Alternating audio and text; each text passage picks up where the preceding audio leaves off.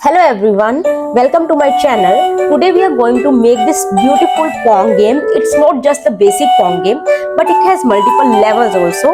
As you play in the game becomes difficult as you progress in the game. So let's get started. I have already set up the project for you. We need three sprites in this. First is the ball, then we have the paddle which is moving left and right, and then we have the game over sprite.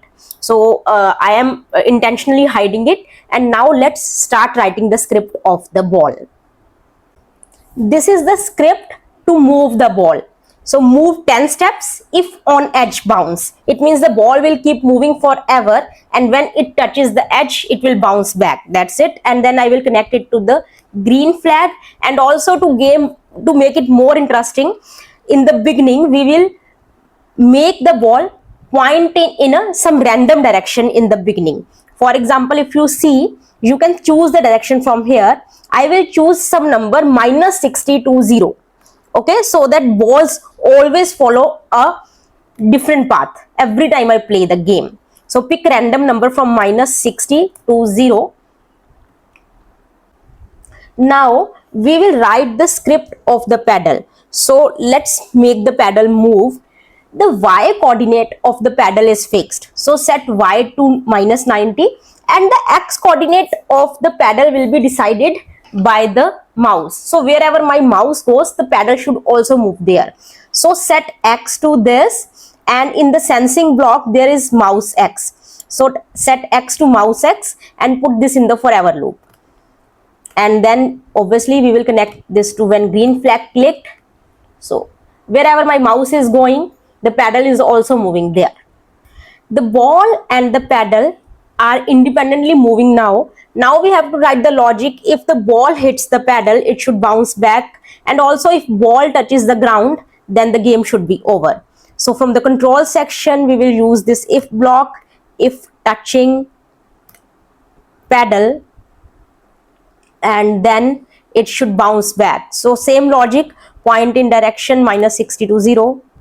And we will put this in the forever loop, and we will connect it with the when green flag clicked.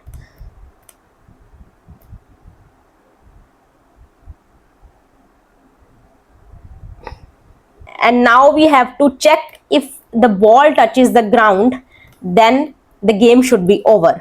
This is the script to check if the ball is hitting the ground. The logic is very simple, that keep checking the y position. When the y position becomes less than -150, it means ball is hitting the ground.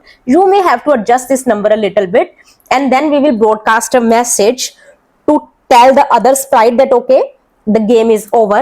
And also we have to stop the ball now. The ball should not move any further. So we will stop other scripts in the sprite. Other scripts in the sprite means both the scripts will be stopped. The ball will stop moving. The message that we have broadcasted will be received by this game over sprite, and when it receives this message 1, the game over message will come on the screen, otherwise it will be hidden. So let's try.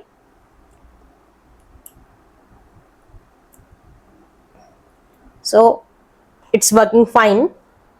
Now we will add the background music in the game.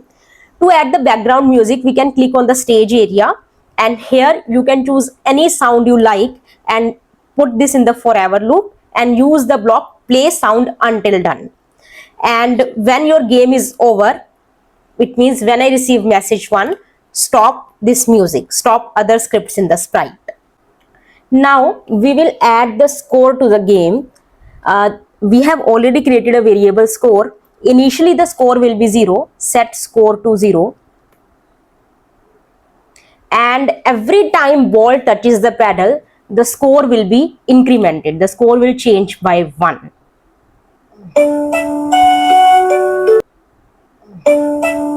Now we will add levels to the game. The initial level will be 1. So we have to create a variable level, and then we will set level to 1 initially. After every 5 points, after every 5 score, the level will increase. So the logic is very simple. We will use the mode operator. Mode basically tells you the remainder. So score mode 5, and we will put this in the is equals to operator. Then I will tell you how to, I will explain the logic. If the score mode 5 is equals to 0, then change level by 1. See, if the score is, let's say, 5, then the score mode 5 will become 0. 5 mode 5 means remainder will become 0. Next time when the remainder will be 0, at 10, right? If let's say score is 7, then the remainder of 7 with 5 will not be 0. So after every 5 score mode 5 will be 0. It means after every 5 score you can increment the level by using the mode operator. Okay, and that's how we are changing the level. Okay, but with every changing level there should be some change in the game. We will do two things. One is that the ball speed will increase, another is the size of paddle will also decrease. So we will use the equation here. Instead of move 10 steps, I will use level into 3 plus 10. With every increasing level, the speed will increase by 3 steps. So initially level is 1, so it will move 13 steps. At level 2, it will move with the speed of 16 steps, then 19, then 22. Similarly, here, when the level increase, the size of paddle will decrease. So I have created the costume. The first costume is the biggest one. Then the second costume is the little smaller. The third is more small. And the last one is very small. Okay. Switch costume to level.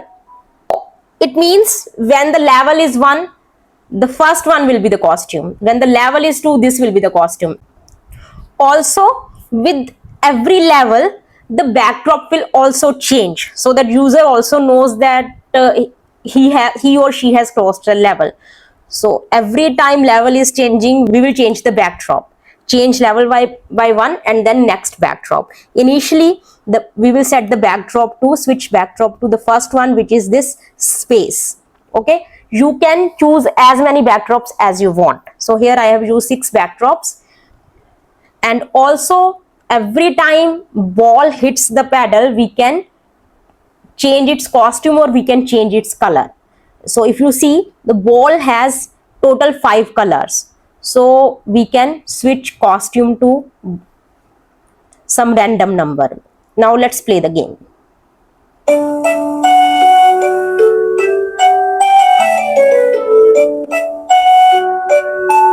Every time you see, a different color is coming, and the backdrop has also changed after 5 score.